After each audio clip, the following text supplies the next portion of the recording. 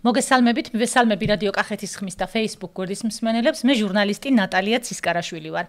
გადაცემა ღია ეთერი კვირაში ორჯერ სამშაბათობით და პარასკევობით გადის ეთერში და ჩვენ საუბრობთ კახეთის რეგიონში მიმდინარე მოვლენებსა და მნიშვნელოვან საკითხებზე. დღევანდელ პოდკასტში გაგაცნობთ ახმეტის მუნიციპალიტეტში მცხოვრებ ახალგაზრდა ლიდერს, რომელიც მუშაობს ახალგაზრდების სამოქალაქო ჩართულობისა და გაძლიერების მიმართულებით. ამჟამად გიორგი კახეთის რეგიონული განვითარების ფონდში ახალგაზრდული პროგრამების კოორდინატორის პოზიციას იკავებს. მთავარი მიზანი ახალგაზრდების გაძლიერება, მრავალფეროვანი ინკლუზიური საზოგადოების შექმნის ხელშეწყობა. ჩვენი გადაცემის სტუმარი გახლავთ შესაბამისად გიორგი მოკვერაშვილი. გიორგი, გამარჯობა, გესმით ჩემი ხმა? გამარჯობა. გიორგი, რომ დავიწყოთ ჩვენი გადაცემა, თქვენ მუშაობთ ახალგაზრდებთან, როგორც ვახსენე, სამოქალაქო ჩართულობის და გაძლიერების მიმართულებით. აი ამ საკითხით რომ დავიწყოთ ჩვენი საუბარი, რამდენად მნიშვნელოვანი არის თქვენი შეფასებით ახალგაზრდების ცოდნის დონის ამაღლება სამოქალაქო ჩართულობის შესახებ და საერთოდ რას ცვლის ეს მათში, აი თქვენი დაკვირვების შედეგად? მოგესალმებით კახეთის ხმის მაყურებელს, ძალიან დიდ მადლობას გიხდით ჩემი მოწვევისთვის. მოკლედ, მე ვცხოვრობ პანკის ხეობაში და ჩემი შეხება ალბათ პირველად მქონდა რაღაცა ინტერესი სამოქალაქო ჩართულობის მხრიდან და მე ალბათ ამან გამაცნობიერებინა, რამდენად მნიშვნელოვანია ახალგაზრდებისთვის ყველაფერი.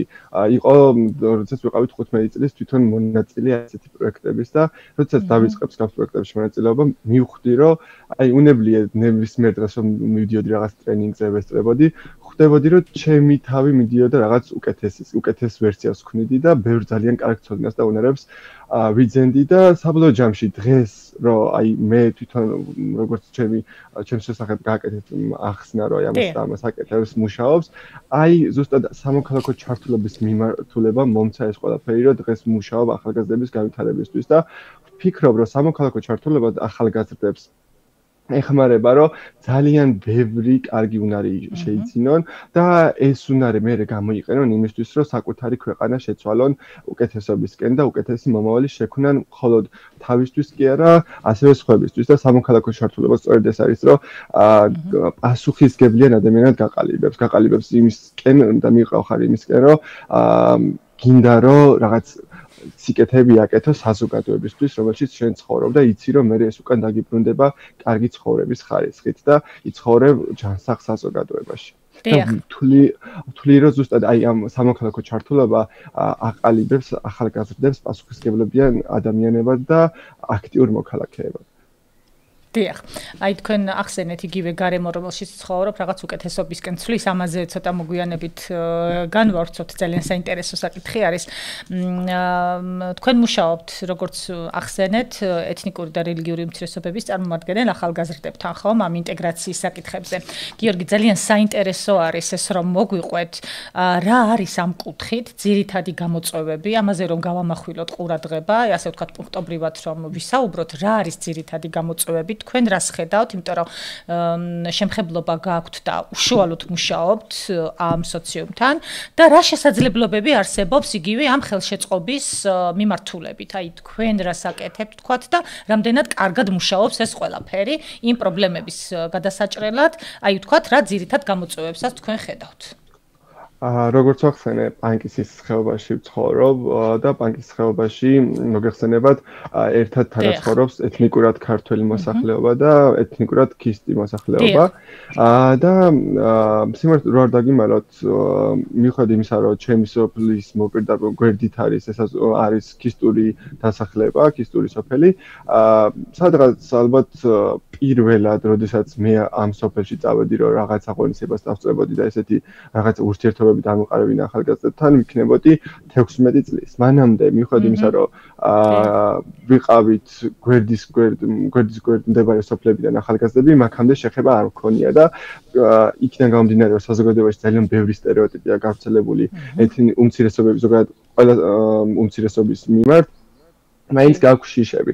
და ზუსტად 2015-16 წლიდან ჩავერთე პროექტებში და გაბიაზრე, რომ განსხვავებულობა არის დიდი ძალა, რომელთაც შეიძლება კარგი საქმეები აკეთო და დღესაც აი რო ვფიქრდები ეს საკითხი არის მწვავე საკითხი ამ საკითხთან დაკავშირებით არის ძალიან ბევრი სამუშაო და ამ საკითხთან როგორც ჩვენ არასამთავრობო სექტორი ვაკეთებთ ძალიან დიდ საქმეს ადგილობრივ დონეზე საჭიროა და სამწუხაროდ არ არის მხარდაჭერა და ვერ ვხედავთ რომ ეთნიკურ და რელიგიურ უმცირესობებს სახელმწიფო აღიქვამს საკუთარ მოქალაქეება და გრძნობინებს და ძალიან რთულია, როდესაც სახელმწიფოში არის გავრცელებული ძალიან ბევრი სტერეოტიპი, განსაკუთრებით პანკისთან და ხშირად ხვდებით ხოლმე, როდესაც რაღაც ხდება ძალიან სენსიტიურად იყენებს პანკის ჩვენი ხელისუფლებას და ასე რომ ვთქვათ იქიდან გამომდინარე რომ სახელმწიფოც უნდა უწყობდეს ამ ყველაფერს ხელს, პირიქით ხდება და ჩვენ არასამთავრობო სექტორი ვცდილობთ რომ ადგილობრივი ახალგაზრდები, ეთნიკურად ქართველი და ქრისტიანი ახალგაზრდები ჩავრთოთ ისეთ პროექტებში, სადაც ექნებათ ინტერაქცია, სადაც დაინახავენ ერთმანეთის განსხვავებულებას და კი არ შეეშინდებათ პირიქით დაინახავენ ამაში ძალას. აი, ეხლა შემიძლია გავიხსენო ახალგაზრდულ ცენტრი ლუინატორმა დაორგანიზა ესეთი კულტურული ფესტივალი, სადაც ახმეტის მუნიციპალიტეტში ადგილობრივი 5 თემის წარმომადგენელი ახალგაზრდები იყვნენ და საკუთარი კულტურა წარადგინეს და აი როდესაც ამ ფესტივალის ორგანიზატორი ვიყავით ჩემ მეგობრებთან ერთად და აი ამ ფესტივალს რო ვუყურებდი ხვდებოდი როდესაც აი ამ ერთმანეთს მრავალფეროვნებას, განსხვავებულ ტრადიციებს, კულტურებს ერთად შეკრებავ, როგორი ძალა აქვს, როგორი სილამაზე აქვს ამ ყველაფერს და სამწუხაროდ დღეს ამას უშლის ხელს სხვადასხვა დაბრკოლებები და დღეს ისევ სამუშაოა, ახალი თაობები მოდის. მაგალითად, მე ჩემს მეგობრებთან ერთად დავაფუძნე ორგანიზაცია. აი კიდე ესეთი რაღაცები რაში თულობამ შემიწყო და სამოქალაქო ცოდნის და განათლება დანახვა ამ ყველაფერში და აი ახალი თაობა რომ მოდის ჩვენ იქვე უნდა ვიყოთ რომ აი რაღა საფუძველი ჩაიდო ამაში და ჩვენ ვიყავით პირველი თაობა, ჩემი თაობა იყო პირველი, სადაც ეს აქტიურად ვერთვებოდით სხვა არაფორმალურ განათლების ტრენინგებზე და სხვა პროექტებში. აი რაღაცა დღეს რაღაც საფუძველი გვაქვს, მაგრამ მიუხედავად იმისა რომ არის ძალიან დიდი დაბრკოლებები, საჭიროა ძალიან აქტიური მუშაობა ახალ თაობასთან, რომ ამ ახალმა თაობამაც გააგრძელოს ურთიერთობა, კონდეს კომუნიკაცია და მიხვდნენ რომ ჩვეულებრივი ადამიანები არიან, მიუხედავად განსხვავებული წამსის ინტერესებისა და შეხედულებებისა და ვიტყოდი რომ დღეს გამოწვევა როგორც აღნიშნე და საჭიროა ახალგაზრდებთან მუშაობა თან ძალიან მძაფრად. დიახ. გიორგი, თქვენ ასეთი რაღაცა ხსენეთ, აი როგორ ცხოვრობდიო და რაღაცნაირად კომუნიკაცია არ ქონდაო და აი სულ 2-3 წინადადებით რომ დავამატოთ იგივე ამ კითხვაში.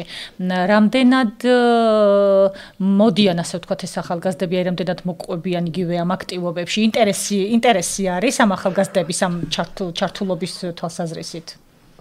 აი და ეხლა ძალიან მიხარია რომ მაგალითებით მიწევს საუბარი ზუსტად გუშინ დავამთავრეთ 5 დღიანი დღის ბანაკი გქონდა და გქონდა ეს ბანაკები ჯოყოლოში, დუიში და სოფელ ქორეთში, სამივე სოფელი არის პანკის ხეობაში. ჯოყოლოში ყავდა 40 მონაწილე, დუიში ყავდა 30, ქორეთში ყავდა 20 პატარა ახალი თაობის წარმომადგენელი. და აი ამ რა თქვენ კითხვას ასე გავცემ რომ კი არიან აქვთ ინტერესი, მთავარია ჩვენ შევთავაზოთ ის აქტივობები და ისეთი საფაქტობები, რასაც მათ ინტერესს მოერგება. აი რაც დაინტერესებთ. მათი მხრიდან ჩართულობა არის რაღაც დონეზე, მაგრამ ამოდროულად აი როდესაც უკვე ეს ალბათ მთლიან საქართველოში ეს როდესაც უკვე ბოლო დამამთავრებელ კლასებში გადადიან, უფრო ნაკლებია ჩართულობა, იმიტომ რომ ემზადებიან უნივერსიტეტის გამოცდებისთვის. მაგრამ თუ ხელს შევუწყობთ, არიან ის ახალგაზრდები და აი ამ 5-დღიან მობანაკმა ის დამანახა, რომ გვაქვს საფუძველი მათთან ვიმუშაოთ, იმიტომ რომ ინტერესი არის მათ. და აქვე რომ მივაბათ, ასე ვთქვათ, შემდეგი კითხვაც, იმიტომ რომ პირდაპირ კავშირში არის ეს ყველაფერი, ინკლუზიურ საზოგადოებაზე ვისაუბროთ და განვმარტოთ. რა არის ინკლუზიური საზოგადოება ზოგადად და რატომ უწყობთ ხელს, ასე ვთქვათ, მის ჩამოყალიბება განვითარებას? ხო, აი როდესაც პირველად სიტყვა ინკლუზიურობას შესახებ შევიტყე და ესე ღრმად ესე ვთქვათ, ბევრი რაღაც გავიგე, ვიყავი ევროპის ბელგიაში ვიყავი თუ სწორედ მახსოვს და იქ როდესაც ვორქშოპი ქონდა რომ გამოვედით რაღაცას მაგალითად ისეთი ადამიანებსაც ნაკლები შესაძლებლობა ქონდა, განსხვავებული შესაძლებლობა ქონდა, როგორ იყო ადაპტირებული ქუჩები, საზოგადოება და მივხვდი რომ აი მაშინ რაღაცა აღმოვაჩინეთ ჩემ თავში არა ზოგადად ცოდნა რომელიც ყველამ უნდა იცოდეს რომ მიუხედავად იმისა რამდენად განსხვავებული შესაძლებლობები გაქვს და ეს შესაძლებლობა შეიძლება იყოს ნაკლები რაღაც კონკრეტულ შემთხვევაში შენ ადამიანს აი 1948 წელს რო შეთანხმდნენ ამ ადამიანთა საყოველთაო დეკლარაციაში რომ გააქვს ეს უფლებები ეს ამ უფლების შეზღუდვა არავის არ შეუძლია და რახამ გააქვს ეს უფლება შენ როგორც მაგალითად ერთი ჩვეულებრივი გიორგი მოკურაშვილი და მეორე მაგალითად აღნიშნოთ სხვა ადამიანი ერთთანაბარი შესაძლებლობები უნდა გქონდეს მიუხედავად შენ რა შესაძლებლობები გაგაჩნია, ანუ თანასწორები უნდა იყვნენ და ინკლუზიურობა ზოგადად ეს არის. რამდენად განსხვავებულები ვართ ერთმანეთისგან, მიუხედავად ამ ყველაფრისა, უნდა ვიყოთ თანასწორები. ყველას უნდა გქონდეს შესაძლებლობა იმაზე, რომ მაგალითად უფრო რომ გადმოვიტანოთ ცხოვრებისეულად რაღაც მაგალითზე, რაღაცა სერვისი არსებობს, ხო, სახელმწიფო გთავაზობს რაღაც სერვისს, მაგალითად საჯარო ტრანსპორტი. ამ საჯარო ტრანსპორტში ხელმისაწვდომობა ყველას უნდა გქონდეს, ხო, ყველას უნდა შეეძლოს იქ ასვლა დამოუკიდებლად. ვიღაც დახმარება არ უნდა ჭირდებოდეს და დღეს საქართველოში აი თუ მაგალითად ინკლუზიურობაზე ვისაუბრებთ, აი შეზღუდული შესაძლებლობის მქონე პირებზე რო ვთქვათ, ხო? აი რო გამოვიდეს ქუჩაში, რო გამოვიდეს, დამოუკიდებლად ვერ იცხოვრებს, იმიტომ რომ სახელმწიფო არ უქმნის ამ ყველაფერს და აი ჩემთვის ინკლუზიურობა, თუნდაც ეთნიკურ უმცირესობაზე რო ვისაუბროთ, რომ მაგალითად ვიღაცა ვინც არ იცის ქართული ენა, იმიტომ რომ ცხოვრობს ისეთ თემსაც არ საუბრობენ ქართულად, სახელმწიფო უნდა ეცადოს, რომ ამ კონკრეტულ ადამიანს და კონკრეტულ თემში ცხოვრებ ახალგაზრდას ჰქონდეს ყველა ის შესაძლებლობა, რომ სწავლოს ის ენა, რომელიც ქვეყნის მოქალაქეც არის და ყველა შესაძლებლობა ჰქონდეს ბოლომდე ჩაერთოს საზოგადოებრივ საქმიანობაში. და სწორედ ეს არის, აი საერთო პასუხისგებლობაც უნდა ქონდეს ამ ადამიანს და ყველა თანასწორი შესაძლებლობებით, ასე რომ ვთქვათ, ჩემთვის ესეთი არის ინკლუზიური საზოგადოება. და აქვე რომ განვავრცოთ გიორგი თემა, რამდენად მნიშვნელოვანი არის, ესე იგი ადგილობრივი თემის განვითარება, იგივე კავშირშია ხო ეს ყველაფერი ერთმანეთთან და ამ საქმიანობებში ახალგაზრდების აქტიური ჩართულობაც, იგივე მოხალისეობრივი მიმართულებით და იგივე სხვა მიმართულებებით. ეს რაღაცას ვიტყოდი, რომ ჩვენ თუ გვინდა რომ სოფლები ახალგაზრდებისგან არ დაიცალოს და ამის დიდი პრობლემა გვაქვს და ყავდეს რამდენიღაცა მაგალითად 10-15-20 წლის შემდეგ ვიღაც ვინც სოფელში იცხოვრებს და მაცხოვრებელი ეყოლება, უნდა ვეცადოთ, რომ ადგილობრივ დონეზე იყოს ისეთი სახის პროექტები, რაც ცხოვრების ხარისხს გაზრდის, რაც და ამაში უნდა იყოს ახალგაზრდების ინტერესები გათვალისწინებული, რომ მე თვითონ ახალგაზრდას გაუჩნდეს სურვილი დაბრუნდეს. მიუხედავად იმისა, რომ უკვე მე-3 წელია, რაც თბილისში როდესაც სწავლა დავასრულე, გადმოვიდი უკან ახმეტაში და ახმეტაში მუშაობ, ჩემთვისაც აი ახლა ძალიან რთულია, იმიტომ რომ მაგალითად როდესაც გაქვს თავისუფალი დრო, ნაყოფიერად ვერ ატარებ, არაფერი არ ხდება საერთოდ და თუ მაგალითად ჩვენ გვინდა რომ ახალგაზრდები იყვნენ ისევ აქ, ახალგაზრდები წეგან თავის დასაწყისშიაც ვახსენე, ეს არის ახალი თაობა, რომელმაც უნდა შექმნას ახალი საქართველო და ჩვენ გარეშე ვერ იქნება ჩვენი ქვეყანა და თუ გვინდა რომ სოფლები ცარიელი არ გქონდეს, უნდა იყოს ესეთი პროექტები, სადაც ახალგაზრდებს ექნებათ ინტერესი, ჩაერთვებიან, დროს გამოიყენებენ ნაყოფიერად და ექნებათ საბაბი, რატო შეიძლება იცხოვრონ სოფელში და რატო დარჩნენ და რატო განავითარონ საკუთარი თემი. ალბათ მეც რო რაღაც დონეზე სამოქალაქო ჩართულობის ტრენინგებში, სხვა პროექტებში არ ყოფილიყავი, ეს პასუხისგებლობა არ ჩამოყალიბდებოდა, რომ მაგალითად,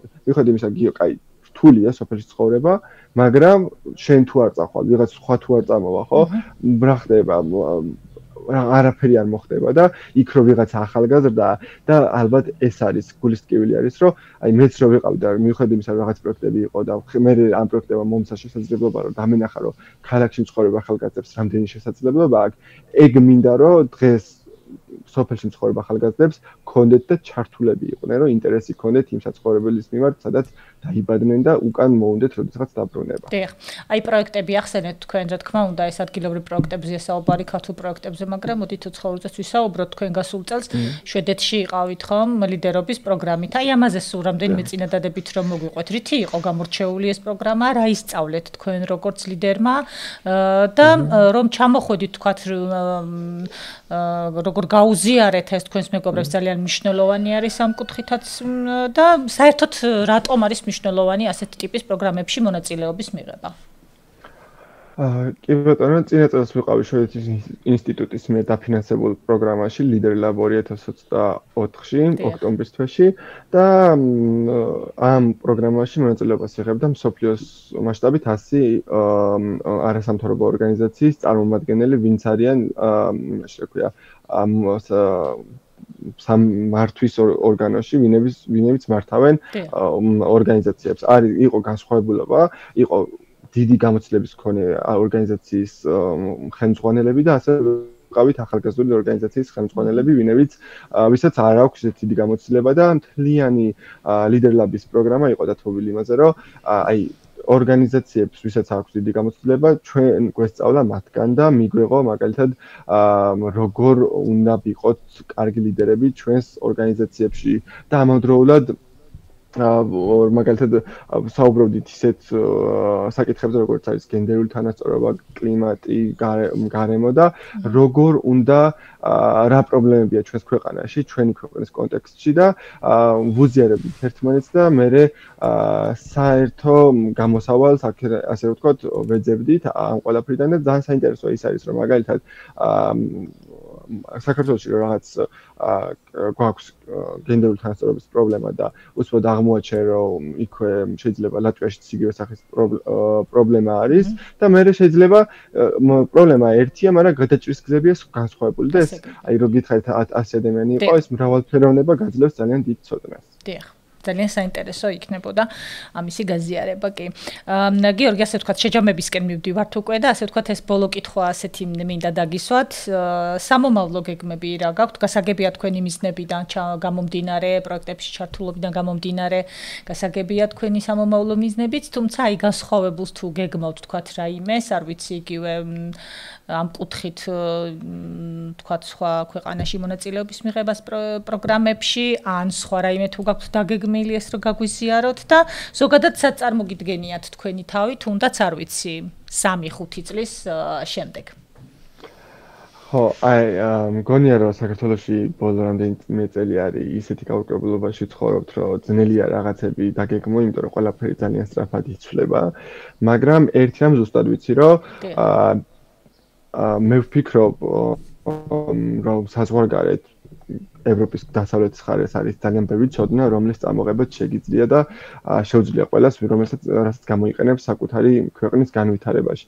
ჩემი მიზნებიც ალბათ აქეთკენ იხრება, მაგრამ ამაზე რომ ვიწყებ ფიქრს, ყოველთვის ვიაზრებ იმას, რომ და ვიცი, აი ეს შინაგანად მაქვს, რომ ბოლოს მაინც ვიქნები ჩემ ქვეყანაში, ვიქნები დიდარი ცოდნებით დაბრუნებული და ვიმუშავებ და გავაკეთებ იგივე საქმეს, რასაც ვაკეთებ და შევეცდები, რომ ხელი შევუწყო, აი პატარა ხელი მივახმარო, რომ საქართველოს ყავდეს უკეთესი ახალი თაობა და უკეთესი მომავალი. და ამაში ჩემი პატარა წვლილი შევიტანო. დიდი არაფერი შეიძლება არ გამომივიდეს, მაგრამ მე მაინც ვცდი. სულ ეს არის. ძალიან დიდი მადლობა გიორგი. წარმატებებს გისურვებთ და იმედია რომ მართლა დაბრუნდება თქვენაირი ახალგაზრდობა ჩვენს ქვეყანაში და აქ ჩადებს იმ ცოდნებს და გაუზიარებს იმ ახალგაზრდებს, ვისაც ეს ჭირდება. ძალიან დიდი მადლობა, მე გემშვიდობებით მომავალ შეხვედრამდე ნახვამდის. მე ვემშვიდობები ასევე ჩვენს მსმენელს და მაყურებელს მომავალ შეხვედრამდე.